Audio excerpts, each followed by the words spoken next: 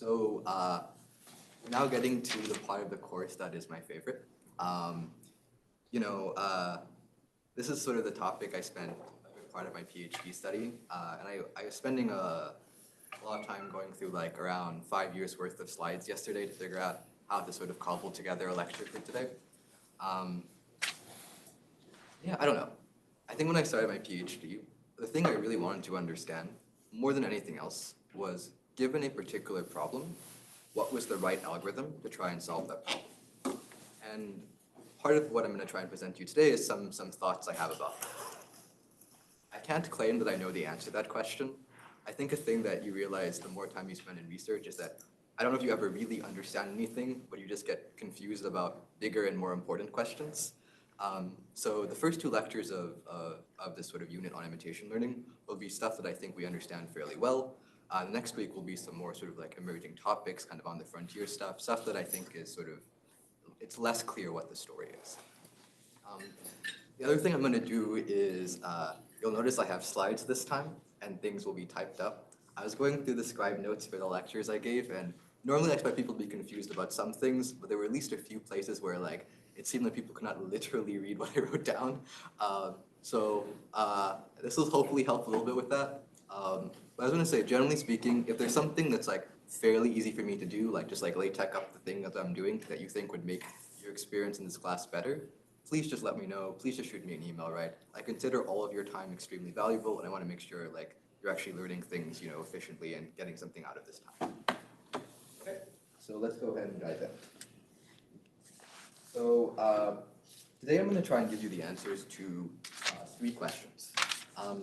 The first is going to be, why do we need interaction in imitation learning? Like, why can't we just do this sort of offline behavior cloning style thing? Like, what fundamentally is the reason we need anything more than just standard supervised learning for this problem?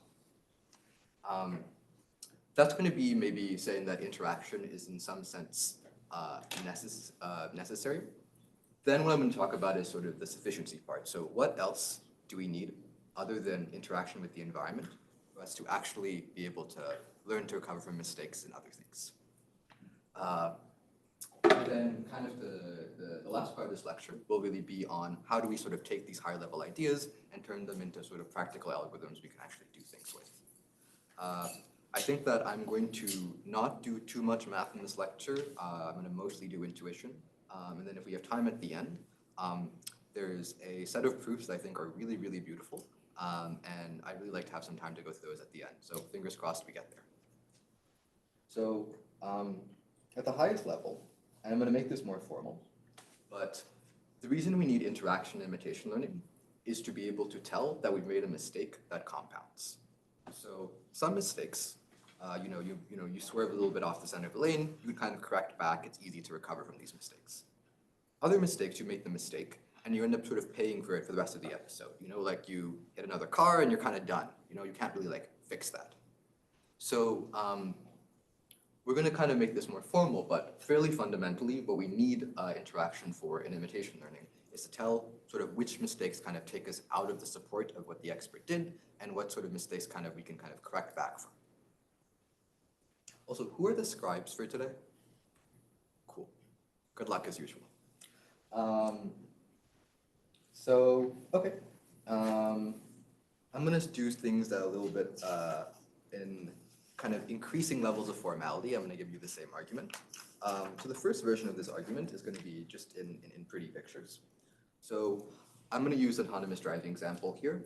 Now, generally, there's a lot of things that make the driving problem hard, so I'm going to scope it down and just think about trying to get this car to drive laps around this track, okay? I'm going to say maybe our state is something like our XY position and our heading, theta, some sort of angle. Maybe our action space something like, you know, how much we turn the steering wheel, how much you press the gas and brake pedals, things like this. So I'm going to also say we have access to some sort of expert demonstrations. So let's say we have data from some expert, like driving around this track. You know, maybe they're not perfect, but they're pretty good. So remember, an expert demonstration is just like a trajectory, right? So a sequence of state action pairs. And you can think of each of these points as being, you know, something that looks like, you know, some pair of states and actions. So From Drew's lecture on this stuff, we talked a little bit about what behavior cloning was. Given states and actions from the expert, can anyone remind me what behavior cloning is?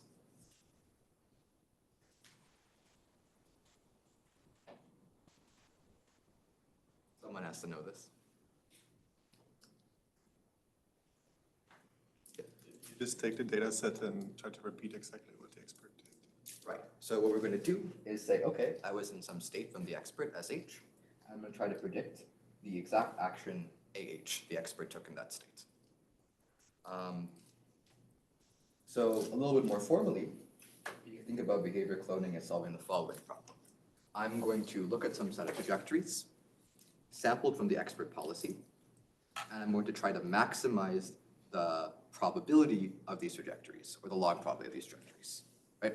So you can really think of this as just a trajectory level maximum likelihood estimation, right? So think of this as just doing supervised learning, the sort of thing you've all seen and done before. I have a log of a product here. I can break that up into the sum of the logs. So then you get this sort of thing where I just look at state action pairs and try to maximize their log probability. I guess there should be a negative sign here, actually. But, so this is probably the form, if you've seen behavior cloning before, you've seen it sort of written out as, right? And just to be a little bit more concrete, let's say our class of policies pi here was like the set of like Gaussian policies. So it's, you know, at every state, the distribution over actions is some Gaussian with some mean and some variance. If that were true, can anyone tell me what this sort of, this maximum likelihood problem actually boils down to? What is the maximum likelihood estimate? Like, what do we minimize when we're fitting a Gaussian?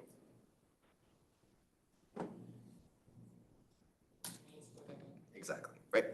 So you can think of this in the particular case of Gaussian policies as basically being the mean squared error. Make sense?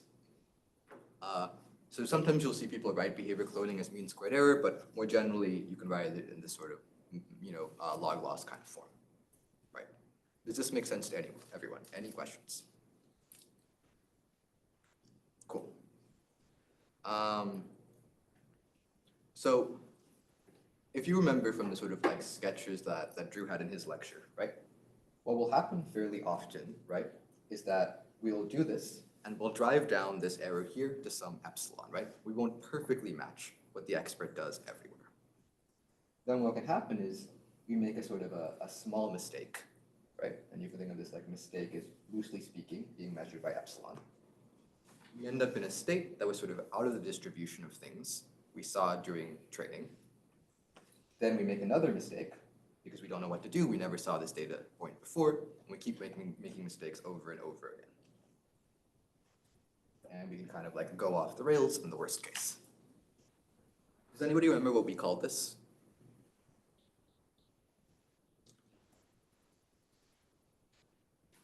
There were two different terms we used for it. I will accept either. Compounding error? Yes, right? So we have a small like per step error of epsilon, but over time this leads to like an error that's really, really bad. It scales poorly with the horizon. For the sorts of problems we'll talk about today, it scales quadratically with the horizon, so you had like an epsilon 8 squared looking thing. Generally speaking though, it can grow exponentially with the horizon. So is that pi e on the right-hand side? is The expectation of... Yes, you're totally right. Thank you. Yes. Okay, so What was the term? What was the term? The right-hand side should be expectation of a pi e. No, I mean, compounding errors. Yes. All right, so now I'm going to try and get at what fundamentally is causing this sort of thing to happen and how do we actually fix it. So what sort of went wrong in this example, right? So I'm gonna basically abuse notation a little bit here and just think of this as being the average over time steps.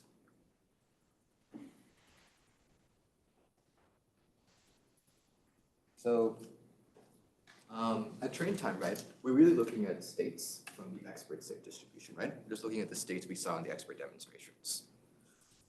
What sort of states do we see at test time? What does the learner actually see? What should this expectation actually be over at test time? The learned policy. Exactly, right?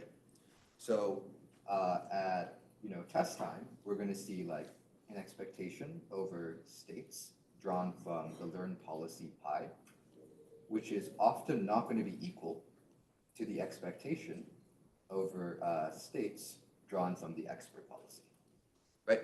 So there is fairly fundamentally a distribution shift between what we trained on and what we're being tested on. So, in more traditional machine learning terms, we can say like the test distribution of x's are inputs, which in this case are the states, is not equal to the train distribution, or sorry, let me write in the same order as here. So p test not equal to p train of x, right? We're being tested on different distribution than we trained on. So this particular sort of thing, when the change between training and testing is purely in terms of the x distribution, like the input distribution, has a name in machine learning. Does anyone remember what that was called? Is it covariate shift? Exactly, right? So this is covariate shift.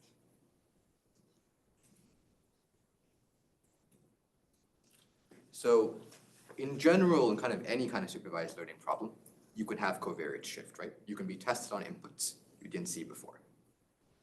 The thing that is different about sequential problems is that covariate shift leads to compounding errors, right? It leads to this thing where you keep getting tested on newer and newer inputs because you made a mistake that took you out of the distribution of things you had already seen.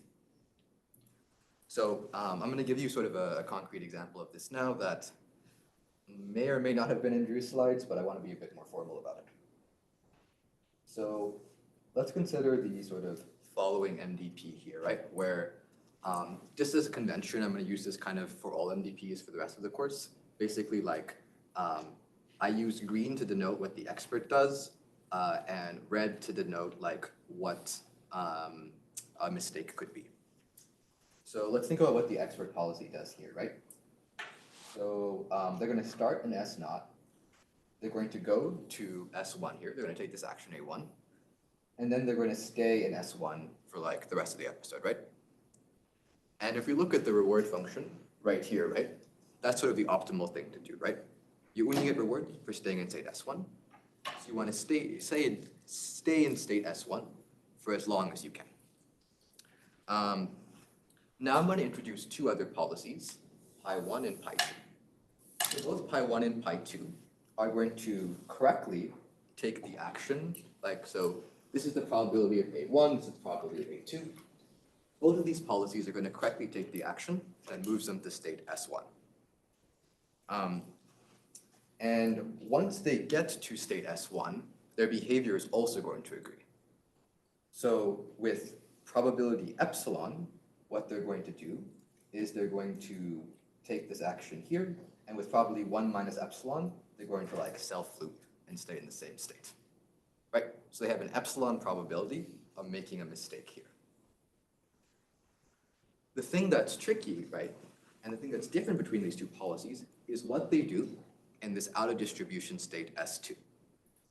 In particular, pi1, when it's in S2, is basically going to always take A1. So we're just going to go back up immediately, back to S1. So pi1 is going to recover. Or let me write it over here. In contrast, pi2, even though it's possible for it to take A1 and get back to S1, it's just going to keep taking A2 and get stuck there, right? So pi2 here is not going to recover. So here's a question for you. Can behavior cloning tell the difference between pi1 and pi2 here? Why or why not?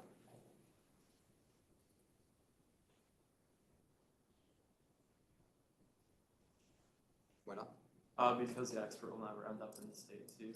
Exactly. these two policies are identical on every state the expert visits. So behavior cloning cannot tell the difference between these two policies. I'm not going to state this more formally. You can ask me afterward if you're curious. But it's not just like the particular like log loss behavior cloning thing, right? Like I'm making sort of information theoretic statement here in the sense that no offline algorithm can tell the difference between these two policies, right? Because it doesn't get to see what happens in state S2. So when people talk about sort of minimax lower bounds or things like this is what they mean. This is a more vague version of that. So let me write this out a little bit more explicitly. So I'm going to note that the loss, the behavior cloning loss of pi1 is going to be the behavior cloning loss of pi2. Okay? But the performance difference under the reward function pi e and r and pi1 and r is going to be something that's linearly with the horizon. Because, okay, I make a mistake, but I immediately correct back. So I only pay it like epsilon.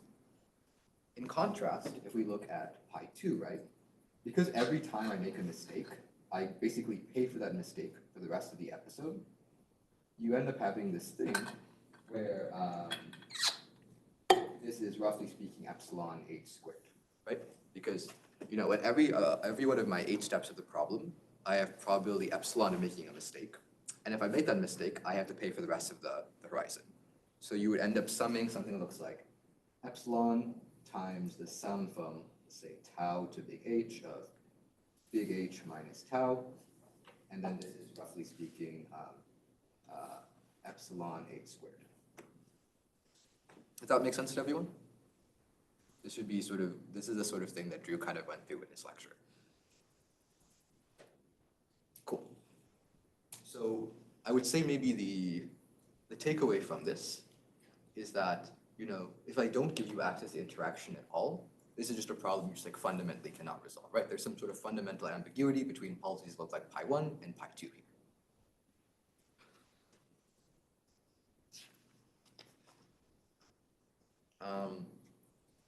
The sort of like key idea here I want you to take away from this is actually before I get to that, actually let's discuss one other thing. So I've said there's some epsilon here, right? Some probability of making a mistake. This epsilon can come through for a variety of different reasons in practice. There's sort of like 3 canonically you think about in theory, and I'm going to go through those. But does anyone have any ideas about where this sort of epsilon, this mistake can happen, right? So I have some sort of supervised learning problem. I'm fitting a policy via behavior cloning. What can cause me to not do this perfectly?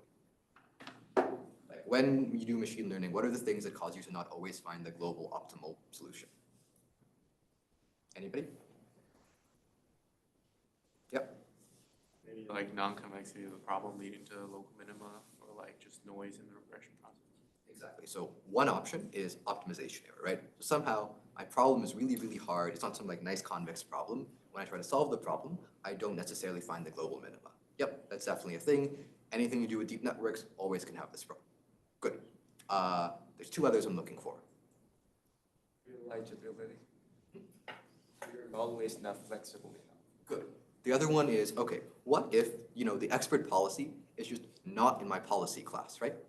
Like, if there is literally no policy in my policy class that can perfectly mimic the expert, you know, I can't ever like truly maximize this loss, right? Or minimize this loss. There's one other I'm looking for. The given distribution does not match the true, the true distribution. Yeah. So in particular, the version of that I'm thinking of is sort of finite sample error, right? So let's say, for example, I get like 3 demonstrations and it's a super complicated task, right? Like if you just don't have enough data to nail down what the expert policy did, it's really, really hard to actually predict well what the expert did.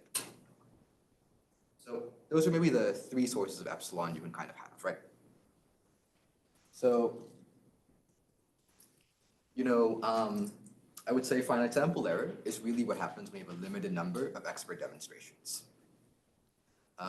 Now, the solution to this one is sort of obvious, right? That if this is really the only problem you have, often in practice, you should just get more data, right? Like if everything's kind of perfect, all you need is just like more information on what the expert did. I don't know if any sort of fancy algorithmic tricks are really what matter. I would argue you should probably just try to get more data, right? The other Stephen mentioned was optimization error, right?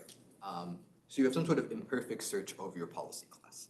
So I'm saying, okay, if I could globally minimize things over my policy class, I would be fine. But for some reason, Adam just isn't feeling good someday. Deep networks the gradients aren't flowing right. You don't actually minimize perfectly over your policy class. If this is the problem, right? I would argue that at that point, really you should just be throwing more compute at this problem, right? You should be using a better optimizer. You should be using a fancier optimization algorithm. You should try a different, maybe if you change the architecture a little bit, the optimization becomes smoother, things like this, right? For most of the rest of this this part of the lecture, I'm really going to be talking about this sort of misspecification error, which is sort of the irreducible error that comes from the expert policy not being in our policy class. So the sort of canonical example of why this happens in my head is that, oftentimes people and the sort of thing that you're trying to train the imitation policy on have something that sort of mismatches. So one reason this can happen, right, is, let's say you're trying to train a self-driving car and, when you're in an intersection, you can see hand gestures with the person across from you, but the car doesn't have like a hand gesture recognizer. So it's not gonna be able to do exactly the same thing you did. Even if you kind of tell the car to go, it's not gonna just go, right? It doesn't understand that. It's missing some sort of state information. The other time that can happen is basically when you have sort of like a difference in like dynamics or action spaces, right? So people are really into humanoids these days, right? And a lot of people are essentially trying to do what is called motion retargeting from, videos of a person doing something to a humanoid doing the same thing, right? And unless you are a very particularly shaped person, you probably don't have this exact same dimensions as one of these like humanoid robots, right? So this sort of mismatch, you can't exactly do what the person did. And the sort of thesis of the rest of this lecture is really going to be that this sort of irreducible error is fairly fundamentally what we need interactive algorithms for. That if it's easy enough to just get more data or get more compute, that's probably the right answer. But for a surprisingly large number of problems in practice, you for some reason cannot just perfectly imitate the expert. The other example of this, Drew mentioned in his sort of like learning by cheating lecture, right, is like maybe your expert gets access to privileged state inside a simulator and try and distill that into a policy that learns from like perceptual observations, right? And that's another situation where you can't perfectly imitate what the expert did because you can't figure out this piece of state information purely from just like looking at a few camera frames. Okay, so does that make sense? Do people understand like at a high level what these sort of three kinds of errors are and why this one is the one where we actually need fancier algorithms for? Good. So the sort of trick we're going to use here is really that interaction lets us generate samples from the test distribution, right? Like, what is the test distribution we're being tested on, right? Like this guy right here, right? It's literally this thing here, right? Like when we do rollouts from our policy, whether it's in a model for safety reasons or in the real world or a simulator if we can, right? We are literally getting samples from the test distribution. We are trying actions out and seeing what states we end up in. So essentially, I would argue it's essentially like necessary for us to get these samples from test distribution to resolve these sort of things where like this sort of pi1 versus pi2 kind of tie-breaking situations. I'm now going to talk more about what else we need for this to go well. But at the highest level, does this make sense? That really what we're doing here in interaction is getting samples from the test distribution, and this should let us like, actually learn better. Cool. So, yeah, the takeaway from that part is really that the reason we need interaction imitation learning is that we need to be able to tell we made a mistake that compounds. So, the sort of other natural question I think is like, okay, what else do we need to tell which mistakes matter? I'm going to give you an argument for this in a second, but roughly speaking, we're going to need some information about the set of possible reward functions we could be judged under. We do not necessarily need to know the exact reward function we're going to be judged under, but if you remember sort of the reason we're doing imitation in the first place is because the problem's kind of hard to specify. It's hard to write down the reward function, things like this. But oftentimes in practice, it's fairly reasonable to say that, okay, these are the set of things I could plausibly care about for this problem, and do something with that. So I would really, in sort of like maybe more intuitive language, I would really say this is about necessity. And this is really about sufficiency. I don't actually know how to spell either of those two words, so, good luck. What did you write? I think I wrote necessity and sufficiency. Yeah. Okay, so now let's get through this a little bit more carefully. So I'm going to give you this example of an MDP, right? Another one. This time I didn't have time to draw it in ticks, so you'll notice the arrows are a little bit less pretty. But I'm going to say that, okay, the expert policy is going to start off in S0, go to S1. And then, like before, given S1 is the best state to stay in there, pi e is just going to stay in S1 all the time. And I'm going to give you two policies you can choose between. So one is going to be pi 1. And with probability epsilon, pi 1 is going to take this action and go to S2. And then it's just going to stay in S2. I'm going to also give you another option, which is pi 2. With probability epsilon, takes this other action, goes to state S3, and just stays in S3. So, can anyone tell me why they would pick pi 1 over pi 2 or pi 2 over pi 1?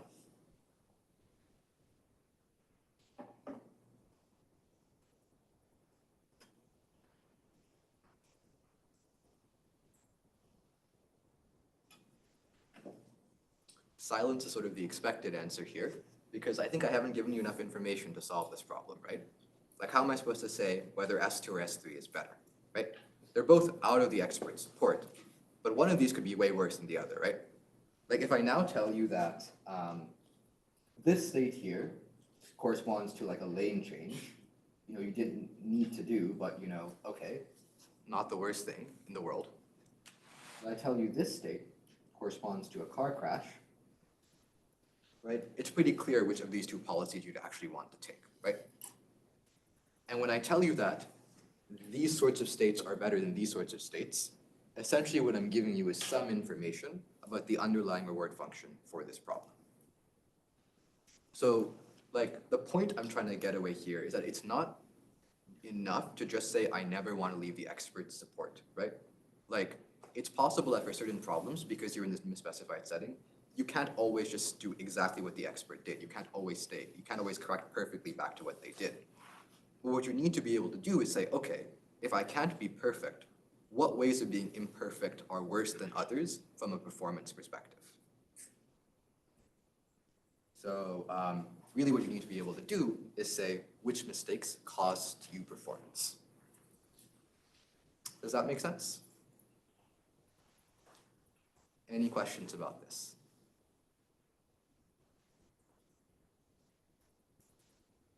Cool. So we're going to call this set of like things that we could potentially care about in a problem, and a reason I will make more formal later, modes. So really, rather than having some like particular reward function we know, little r, we're going to have instead some kind of space of things we could care about. I'm going to use the sort of calligraphic R to represent that. So let's see. So one example of this that we just talked about was maybe like the distance to the nearest car. Another example of this could be distance to the center of the lane.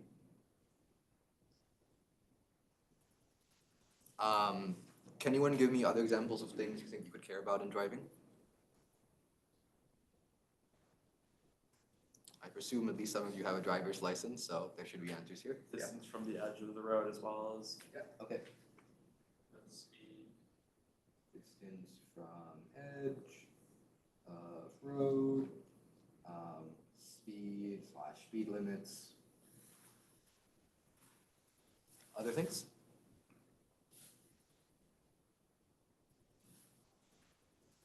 Weather, Good. So you could care a little bit about, actually, say more.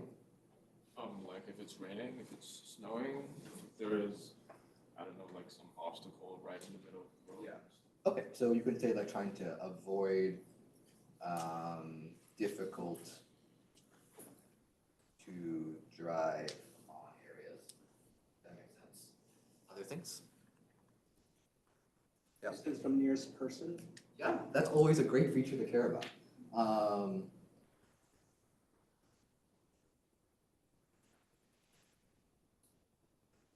Very important to care about that in practice, I can assure you. In fact, that was what my internship project Aurora like 5 years ago was on. Other things? Whether or not you have reached the goal. Yeah, right. So usually you're trying to get to some particular location. Something about the distance to the where you actually want the trip to go matters.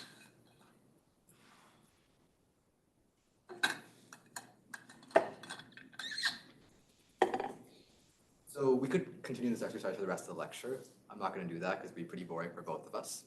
But hopefully it's clear that when I try to tell you, okay, tell me everything you could care about for a problem, you end up with a very large list of things, right?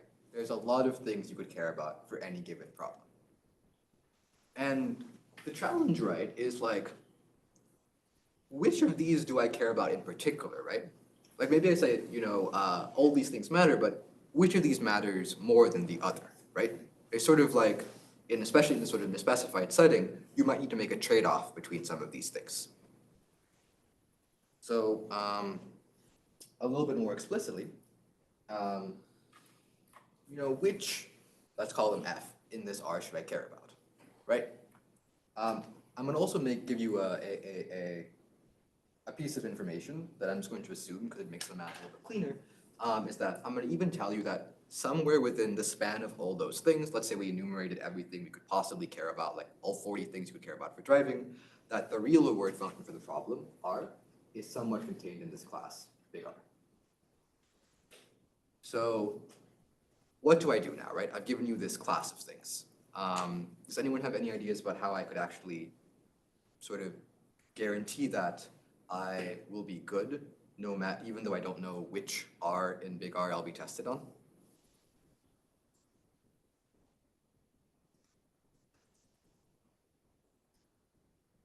So what's the difference between F and R? F and small R. So F here is just some random function in this big class R. Little r here is the ground truth reward function for the problem. I'm saying, okay, let's say we're sort of in the reward realizable setting. So the reward function I actually care about is in this class, big R. But, I don't know which one it is, right? We don't actually know the reward function in this setting. So any ideas on what I could do here? Optimize for the worst reward in the reward class. Exactly. So you can optimize for the worst case one, or equivalently, try to be good under all reward functions in the class, right? Because if I'm good under all reward functions in the class, no matter which one I am tested on at, at a test time under the ground truth R, I must be good. So this should sort of have the kind of, if you remember the game theoretic stuff Stephen was talking about at the beginning of this course, you should starting to think of that. Really, when you have like a for all or worst case thing, it's really just a zero-sum game in disguise.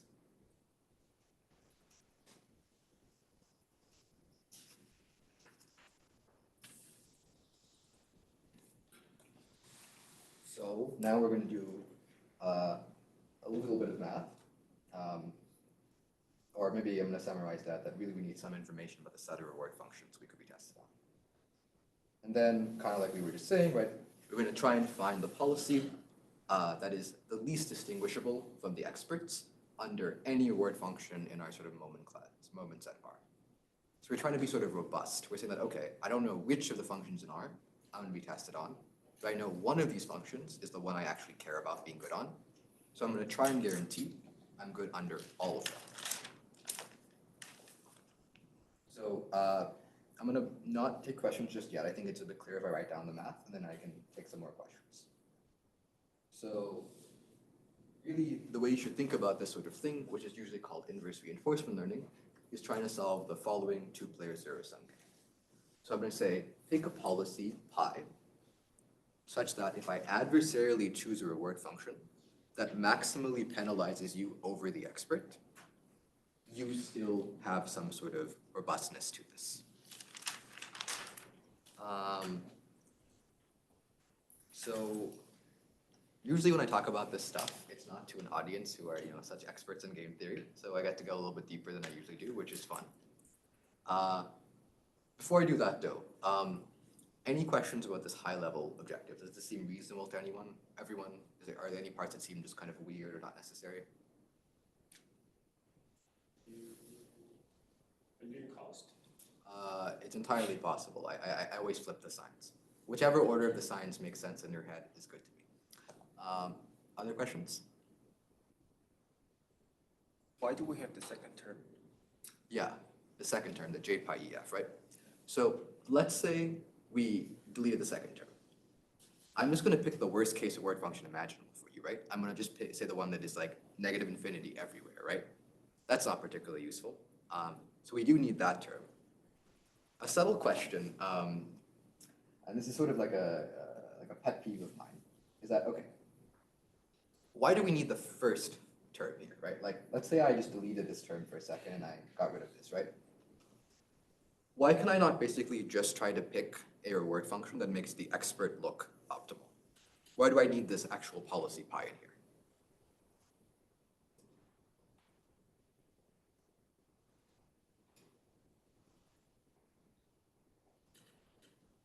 You say that f is like positive infinity everywhere? Exactly, right? Or let's say I pick the word function that is 0 everywhere, a constant everywhere, right? That makes the expert policy optimal because all policies are optimal when their word function is a constant, right? So people will often describe inverse reinforcement learning as trying to like rationalize the expert behavior or pick their word function they're optimal under, but it's not really that, right? Because that's a much easier thing to do. That means you can just pick 0 everywhere. So it's a bit more subtle than that. So I guess what I would say is that, the sort of f equals 0, or let me use a different color. The sort of f equals 0 thing would be optimal for if I didn't have the first term. And when people talk about like the ill-posedness of a problem, this is what they mean, in the sense that I could pick 0 everywhere, or 1 everywhere, or 2 everywhere, and these would all be kind of like, they'd make the expert look equally optimal. So we need something else to sort of like actually make this problem well posed and something there's sort of a unique solution to. And that's sort of what this particular game theoretic objective is doing. As a general principle, right, like reinforcement learning is like the forward problem, right? I give you a word function, I actually spit out the optimal policy. Inverse reinforcement learning is like given the optimal policy, I'm trying to spit out the word function. That mapping is not one-to-one, in the sense that in one direction it is. If I give you a word function, I can kind of uniquely specify the optimal policy, but given optimal policy, I can't do the inverse problem uniquely. There's this sort of multiplicity of solutions. And really this sort of game theoretic thing is saying, okay, what I want you to do is of those solutions, pick the one that best distinguishes the expert from any other policy in my policy class.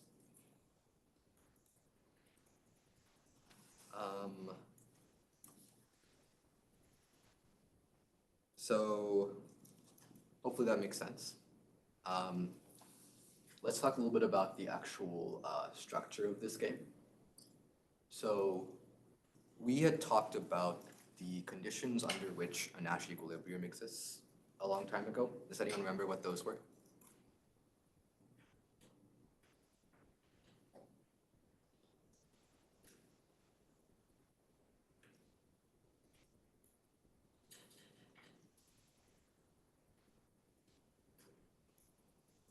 I'm not sure we super explicitly talk about. So for the sort of matrix games that Ian was talking about, right? Concave with respect to pi and convex with respect to it. Exactly. So we want it to be a concave-convex saddle point problem, right? So in particular, if you look at this objective, right, Given j pi f is linear in f, right? It's literally an expectation of f. This thing is linear in this player. Right? And linear is just a particularly boring kind of convex or concave, as Drew mentioned, right? Okay, what about pi? Is this objective concave or convex in pi?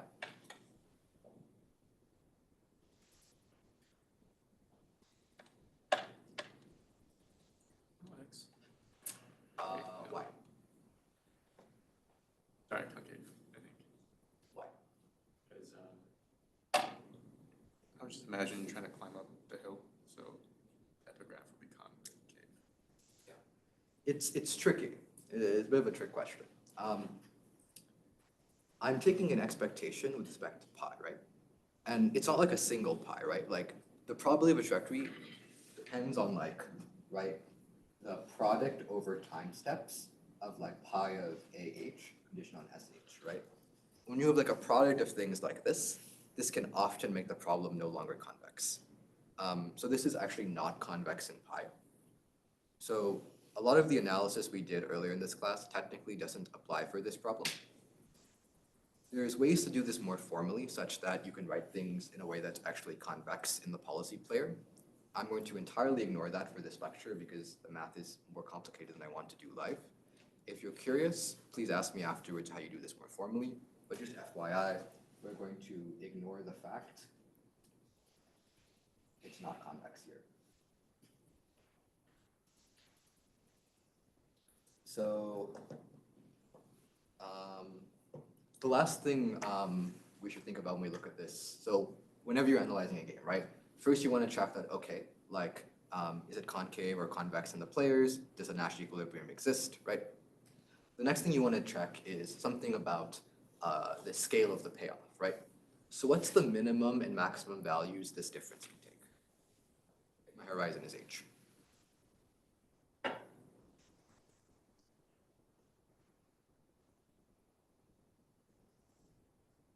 Would it just be 0 when like 0 is the lower bound, H is the upper bound if you're assuming 0, 1 for reward? Yeah, so let's say rewards are bounded between 0 and 1. So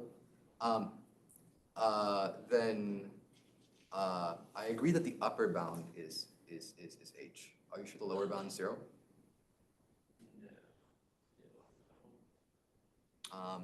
So it should be in the range, I might forget a factor of 2 here, but it should be in the range, okay, this way, in the range negative H to big H, right?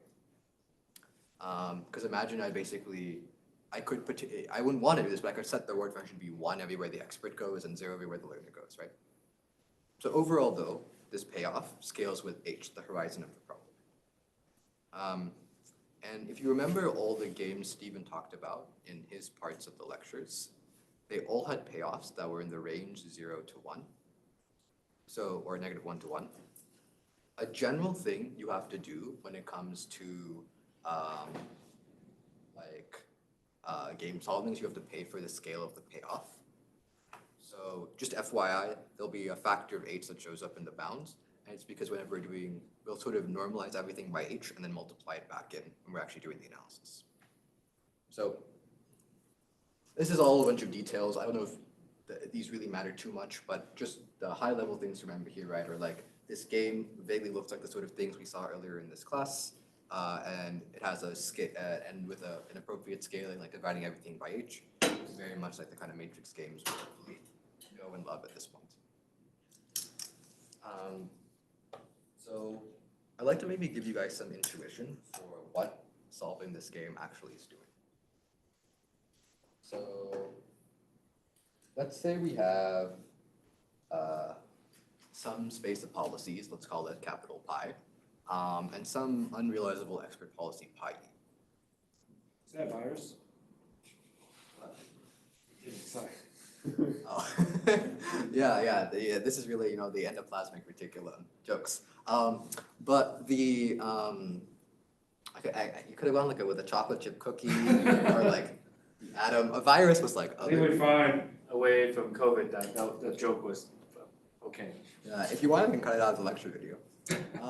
But okay, so there is some epsilon, right, that sort of separates every policy in our policy class from this extra policy pi e, right? So let's think about trying to compute a Nash equilibria or an approximate Nash equilibria of that game we just talked about, right? Would I like ever pick this policy? Why not? Because R1's performance is significantly better than R2. Yeah, or put differently, I can do better on both R1 and R2 by switching from this policy to that policy, right? So whenever people talk about something Pareto dominating something, what they mean is under every criteria imaginable, it is better.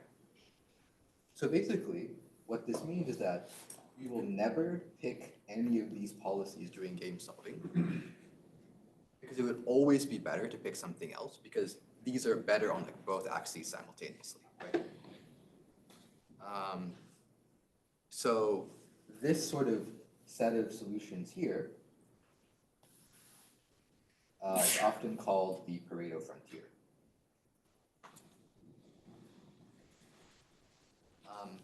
I'm not going to make this point formally in this lecture. I'll make it more formally a few lectures down the line.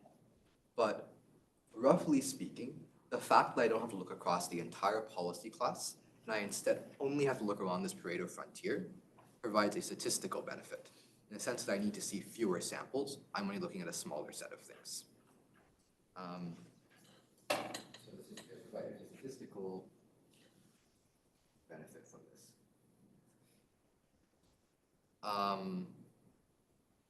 Then you can really think about what we're going to do in the actual game solving as essentially figuring out what convex, let's call these two pi 1 and pi 2.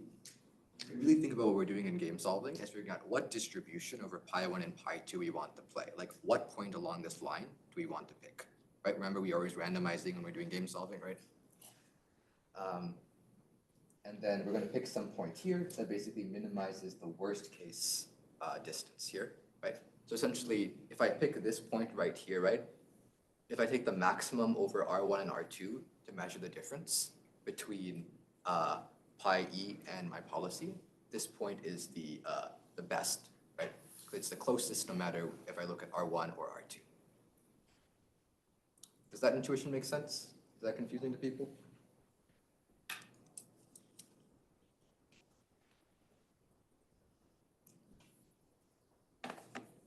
Either yes or no would be helpful. Is it a pi or R? These are pies.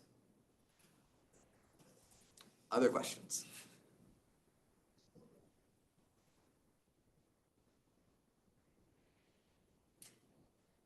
So intuitively, what you think about what we're getting out of solving these sort of inverse RL things in the misspecified setting is that we get a policy that is robustly kind of good compared to the expert, no matter which criteria in this big class F I actually evaluate you on. That is really what we're getting under the hood here. Okay, cool. So now I'm going to give you guys the easiest lemma we're ever going to prove in this entire course. And it's this, which is that if some policy pi hat is an epsilon approximate equilibria for this sort of inverse RL game, and for simplicity, just assume we're in the realizable setting. Then we basically get a bound where our difference in performance from the expert on the ground truth reward function is bounded by epsilon h. So we like provably avoid compounding errors. So the proof here is really, really short. Can anyone remind me what the definition of like an approximate or like an epsilon approximate Nash equilibria is?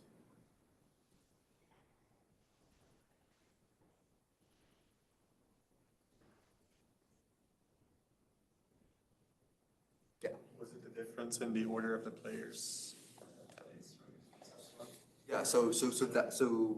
Right. We can swap.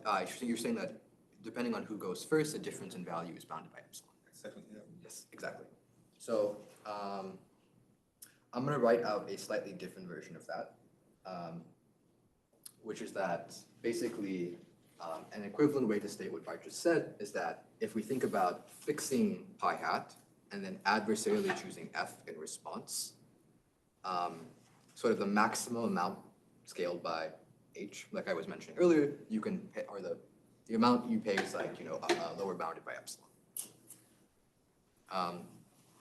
So normally, I'm sort of using under the hood here the fact that the value of the game is 0. Otherwise, you'd add that in, but let's ignore that detail for right now.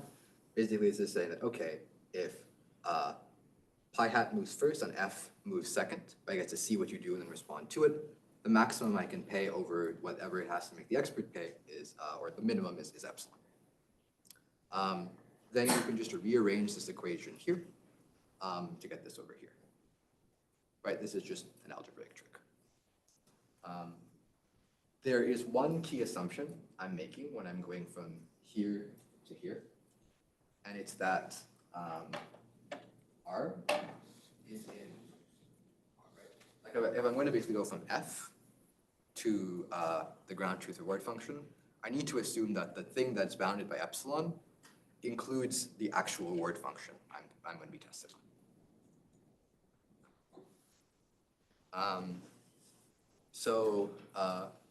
If you're curious about how you state this when you have you don't assume realizability, i.e. in pi like I did here, talk to me afterwards. I think I'm going to get more into that in a later lecture, so I don't want to go down that whole rabbit hole today. But yeah, go ahead. In this formulation, could epsilon be negative? Since I guess that the expert would have the highest reward, most likely. Yeah, could be. I always flip the signs. It's entirely possible. Yeah. I guess it doesn't matter as long as, yeah. Other questions? I think the thing that's just really elegant here, right, is that if we set up the game correctly, just computing an approximate equilibria gives us this performance guarantee, right? It's very simple. There's no need to do anything particularly complicated, right? The other way of thinking about this, I think, is that if you remember Drew's analysis for Dagger, right? Essentially what he did was he looked at the performance difference under R and he upper bounded it via using the performance difference lemma. I'm essentially computing a different upper bound here by taking a max over possible reward functions. So inverse RL is really just optimizing a different upper bound on the performance difference than something like Dagger is. Okay, so maybe just to recap all these points, because that was a lot. I think these are maybe the 3 takeaways you should have from what we just discussed. The first is that inverse RL allows us to avoid compounding errors without needing access to expert interaction. So unlike Dagger, I don't have to further query the expert, which can be really, really hard in certain situations. Like if you guys remember from whoever tried to do Dagger for your Tetris problems, right? It can get really annoying real quick. So this is really what the approximate equilibria I was trying to make it is. The second right is that inverse RL reduces the search space of policies to just those that are kind of on the Pareto frontier. So if I have a relatively small reward class, like a smaller reward class, my policy class, I essentially have a decrease in my search space as a result of this. So there's really a statistical benefit to this as well. And the last thing is that sometimes if you read an inverse RL paper after this course, you will often see people frame it as inverse RL is just picking a reward function that makes the expert look optimal. But like we were talking about, right, there's like a fundamental ill-posedness to this problem. You can't just do that. You have to have some way of tie breaking. I'm picking this particular game theoretic way of doing it. This is sort of the point about ill-posedness.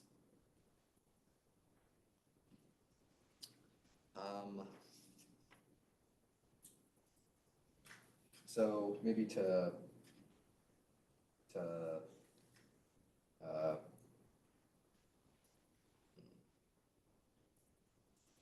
okay, so let's maybe actually think about how we actually want to solve this game now. I've already told you about the properties of the approximate equilibria. The last like 20 minutes or so, let's talk about algorithms for actually solving it. So let me bring back this guy over here. So there's the payoff. And then we have two players, a policy and a reward. We have to figure out how we're going to update them. So from Stephen's lectures, we talked about two different ways to compute approximate equilibria for the game. And assuming you did your homework, you implemented both of these. Can anyone tell me what these two different ways of equilibrium computation were?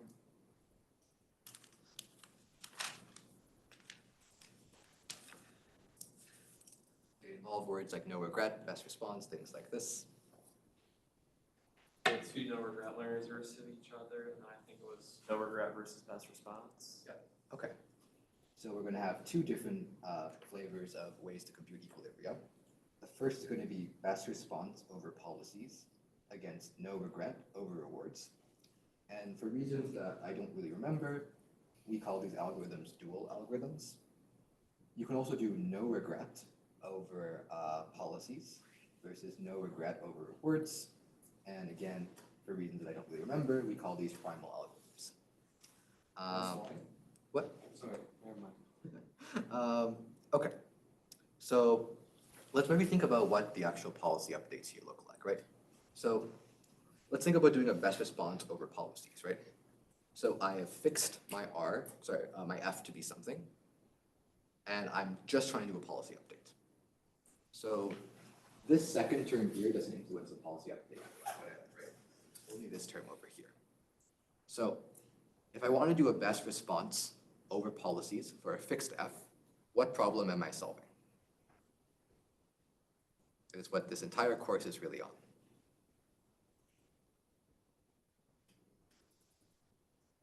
Finding the optimal policy. Yeah, it's just reinforcement learning, right? It is just reinforcement learning. The best response over policies is just reinforcement learning. The reward update here, like we were mentioning earlier, this whole thing is linear in the reward function. So you can really think of doing some sort of like online gradient descent thing where you basically upweight the cost on places the learner went and decrease the cost on places the expert went. So this is the flavor of like dual algorithms, I would say.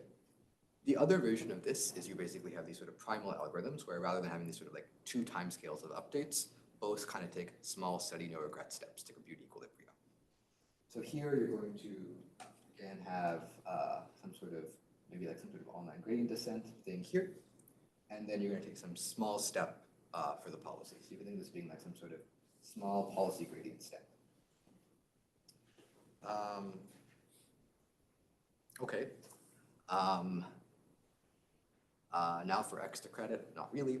Can anyone tell me an example of something where you have a problem where you have two different networks and you're taking small steps on both, and one's trying to tell some data distribution from the other's trying to generate things? This ringing any bells? Can. Exactly, right? So all inverse RL is really again in the space of trajectories, right?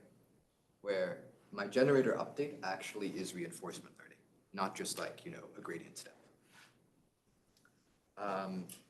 So you can really think of this F here as being a classifier.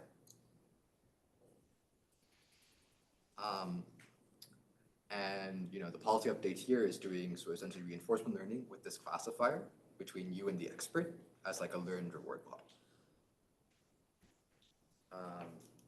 So just to give you sort of like I would say the canonical example of the algorithms here, in the dual flavor, the canonical example in my head is maximum entropy inverse RL, which, given we're doing good on time, I'll actually get to talk about. In the sort of primal flavor of things, the canonical example in my head is generative adversarial imitation learning, usually abbreviated to GAIL, G-A-I-L. So you can really think about that as basically doing GANs over trajectories, versus this has this sort of no regret versus best response, actually fully solving the RL problem flavor. I'm going to sort of flag plant this, and I'll talk about it later, but having to solve, like our reinforcement learning as a general principle is kind of annoying and computationally expensive to do. Having the inner loop of your algorithm being repeatedly solving RL problem leads to extremely computationally inefficient algorithms. What we're going to talk about next lecture, and one of my favorite things we kind of worked on in my PhD, is how we get rid of this RL step. So stay tuned for that.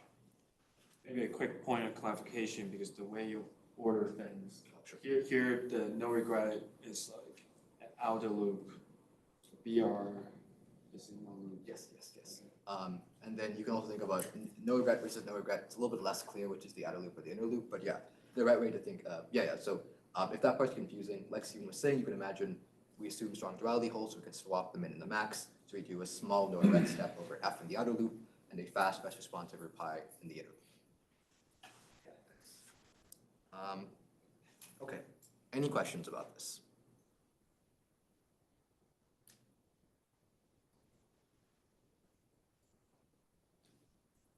There must be at least one question about this.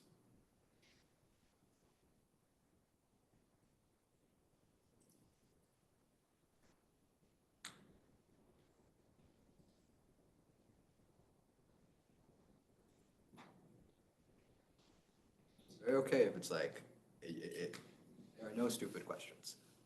It's also okay if it was related to something else we had talked about before this. Otherwise, I'm going to assume everybody has perfectly mastered this. Which one works better? That's a good question. Like between these two classes of algorithms. Or if you want to be concrete, like is Max and RL better than Gale? We're being recorded, Steven. I can't answer that question honestly. I mean, I guess what I would say is the following. Like, I think of essentially all of the practical inverse RL algorithms people use today as basically being approximations in some sense of max and IRL.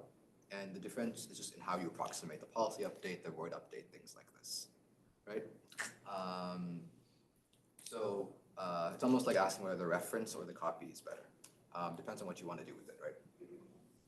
I guess in practice, maybe they're not so different, because like you probably won't be solving RL exactly. You probably be taking a number of PG steps. Maybe it's more like taking a small number of PG steps versus taking many. And that's totally accurate. And like when it comes to actually kind of getting this stuff to work stably, a lot of the complexity comes into figuring out how often you want to update their word function and the policy, so you kind of have this like stable game solving procedure going on in practice. Just in terms of application, so I think self-driving is probably the canonical application of this stuff. Like if you've been inside like a Waymo car or other stuff, this is what they use to learn how to drive. The other thing that I think is really cool is that Google Maps actually, the world's largest scale study of inverse reinforcement learning was done by Google Maps. And you can actually scale this up to like the entire route network of the entire world to basically figure out, by looking at the way people drive through different paths on a map, like what roads do people like what times of the day and stuff like this. And you can use this to basically route people better, because you can like figure out, okay, everyone likes this way, so then you can actually predict the traffic much better. So things for like routing or driving are sort of the canonical application of this in my head.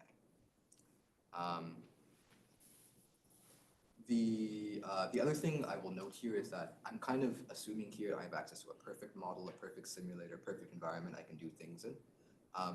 For a lot of problems, this is a really high ask.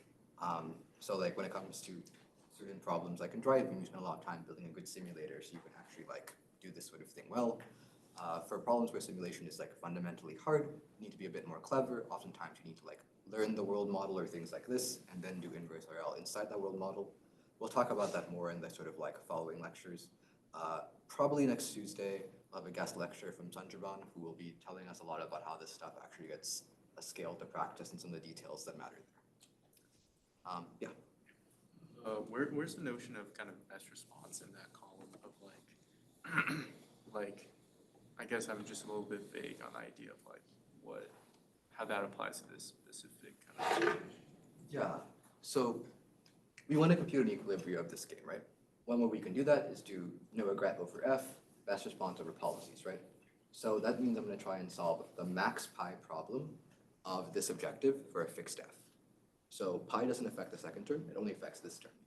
And max pi of j, pi f is just complete the optimal policy under this f. And that's just like a standard reinforcement learning problem. So you can solve that via, policy gradients, value iteration, policy iteration, whatever sort of like tool you want. Does that make more sense? So that's why you have to like keep updating the F and you have to keep redoing the. Yeah, exactly, right? So once I've done the best response and solved for the policy, then I'm going to re-update F by saying, okay, can I now differentiate you from the expert in a different way? And I'm gonna try and compute the best policy against that and do this over and over again. Yes, good question. Was there another question? I thought I saw a hand. Okay. So now in the last 10 minutes, I will tell you guys about something I think is really cool. And these are the takeaways from today, things we kind of saw before.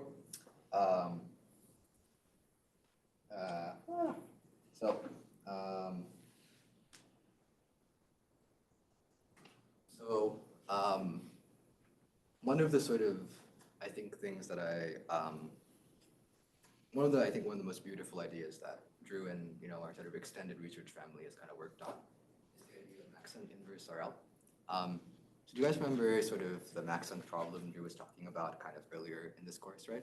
Where essentially what we want to do is maximize the entropy subject to certain constraints. Okay. We can really think of inverse RL as another example of this. We say we want to maximize the entropy of policy, h pi here, subject to the constraint that for every reward function in our reward class, we match the value of the expert policy under that reward function. And does anybody remember when we have these sort of maximum entropy problems, how we solve them, or how we solve a constrained optimization problem generally? Exactly, we form the Lagrangian. I'm just going to write down Lagrangian here because I think it's a bit unintuitive. But you're going to get something like this, right? Where basically I'm going to say I'm going to have some set of Lagrange multipliers that are the same size as my class of reward functions. I'm going to say, okay, I'm going to take an expectation over trajectories from my policy, write out the entropy this way, so just the sum of the log props. And then I'm going to say, okay, plus my constraints, which are going to be my Lagrange multiplier, times this thing, which I can write out the difference between these two sides of things as just the performance difference under under F, sorry. So you see how out of solving this maximum entropy problem, we very naturally get something that looks really close to the sort of game theoretic thing I was talking about earlier. So if you remember the example Stephen gave of like solving Lagrangians as a sort of two-player zero-sum game, that's another way you can derive this sort of game theoretic objective. There's a couple like nuances here. I'm not going to get too much into them, but you'll notice here that I'm only looking at the entropy of the policy here. I'm not looking at the entropy over state transitions, right? There's no like dynamics inside the expectation. That's because usually speaking, we want our policy to be randomized. We don't want our policy to go to places where we can't predict what's going to happen next. That's usually not a desirable thing. So a little bit more formally, you will often hear this called as causal entropy, where causal basically means we only care about what the policy does. We don't incorporate the dynamics anywhere in there. The other thing here I'll note is that like when you see this sort of flavor of problem, right? And you remember how we are sort of not in the not realizable setting, right? I think the natural question to ask is this problem even feasible, right? Like, can I actually perfectly match the expert under all of these things? Like, almost by definition, right? We said there's this kind of fundamental epsilon, right? So then, right, the Lagrange multiplier here is going to just go up to infinity, right? Because this problem is sort of infeasible. So in practice, what you do is you will basically, let's see, we're maximizing the Lagrange multiplier, so I guess we will add a negative penalty on it. So basically, you'll add some sort of like quadratic cost on the Lagrange multiplier to make it not get too big. And if you've taken a controls course, an optimization course, you might have heard this called the augmented Lagrangian.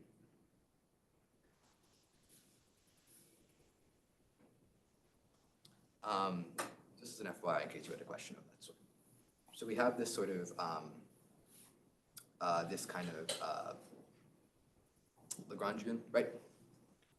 Okay. So I'm going to consider solving this sort of interval. I'm going to fix a particular set of lambda t, a particular weighting of these reward functions, in some sense. I'm going to try and compute the best response over policies pi.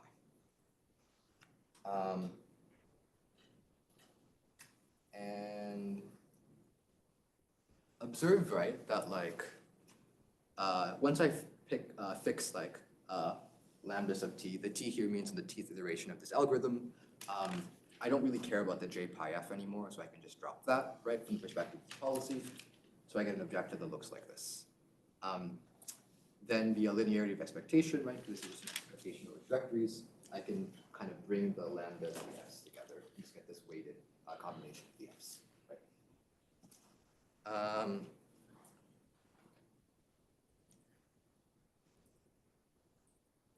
So then what we can do is we can just, this is just J is just an expectation over trajectories, right? I can just bring this inside this overall expectation over trajectories, right? So the kind of slick trick then is then you can realize that this whole thing here, you can just define some reward function that's this whole thing on the inside here. And then we can apply the same sort of standard value iteration kind of stuff we've been talking about in the past. So really what I'm doing is a couple of algebraic tricks for computing this sort of best response over lambda t to get things into a form that looks like what we've seen before, which is maximize over trajectories on our policy, the sum over time steps of some reward function. So explicitly, this is the sort of like reward function at the tth time step of this problem. It's log top of the policy plus the weighted combination via the Lagrange multipliers of the f's inside this thing. Okay, so I'm not going to go through this in too much formality, but I'm going to give you guys the sketch of the way the algorithm works because I think it's really cool. We're going to try and actually write out what the value iteration procedure here looks like. So I'm going to give you the base case, the last time step, which is I'm going to say that basically at the last time step, you can't get any future reward. The value function here is going to be 0.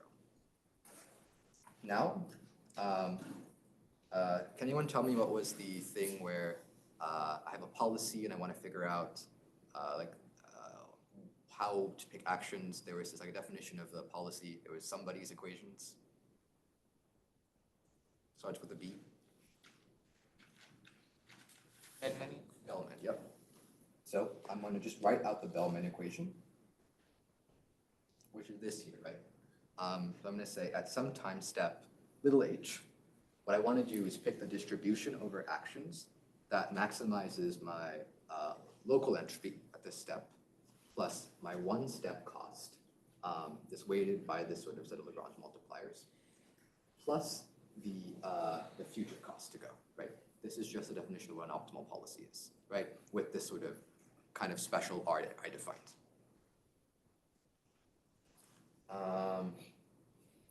And the sort of really cool thing you might then realize is that this problem right here, right, the one I'm trying to solve right here, is just a single step action level maximum entropy problem, right? This sort of problem right here is the exact thing Drew talked about in his lectures, right? There's no trajectories or anything fancy here. I'm just doing this over a single step. And if you have a maximum entropy problem of this form right here, where I say, okay, I'm writing it as a minimization, but you can flip it, then it would be not negative entropy. You say, okay, I want to minimize over distributions over some set x, the entropy of that thing, plus a set of moment constraints here. Remember, they always have this sort of exponential form, right? They always look like the softmax over m evaluated each of these things. And maybe to put it all together, m is really just this thing here, right? It's really this reward function plus the value function we wrote down. In a sense, it's almost a sort of like Q function looking thing.